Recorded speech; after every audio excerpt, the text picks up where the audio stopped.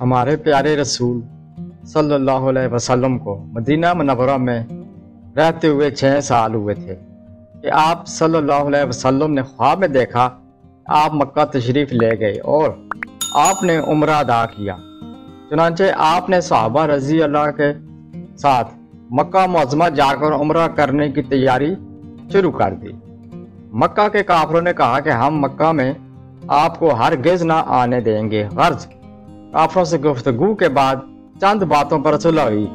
ان میں یہ بات بھی تھی کہ آپ آئندہ سا کریں اور 10 برس تک ہمارے اور آپ کے درمیان لڑائی نہ ہو، اور کافروں کے دوست قبیلوں سے مسلمان نہ لڑیں اور مسلمان کے دوست قبیلوں سے کافر نہ لڑیں۔ وہاں 2 قبیلے تھے، ایک قبیلہ کافروں کا ساتھی تھا اور دوسرا قبیلہ مسلمانوں کا ساتھی تھا۔ اس کو صلح حدیبیہ کہتے ہیں۔ حدیبیہ ایک کنویں کا نام ہے جس مقام پر یہ صلح ہوئی تھی۔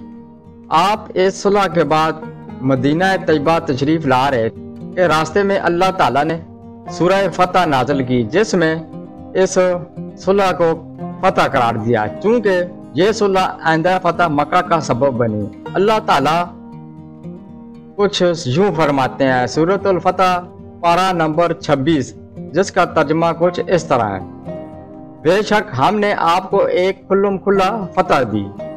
اسی سال اور کئی جنگیں چھوٹی چھوٹی کافروں اور یہودیوں سے ہوئیں، جن سے جنگ خیبر مشہور ہے۔ اس جگہ 7 قلعے تھے۔ یہودیوں نے سب کے دروازے بند کر دیے کہ اس میں گھس کر بیٹھ گئے، اندر سے تیر اندازی کرتے رہے۔ آخر ایک ایک کر کے سب قلعے فتح ہو گئے۔ اس سال خیبر میں ایک یہودی عورت نے گوشت میں زہر ملا کر آپ کو دیا۔ آپ صلی اللہ علیہ وسلم نے ایک لقمہ منہ میں ڈالا اور فرمایا کہ اس گوشت نے مجھ سے کہہ دیا کہ مجھ میں زہر ملا ہے۔ سبحان اللہ۔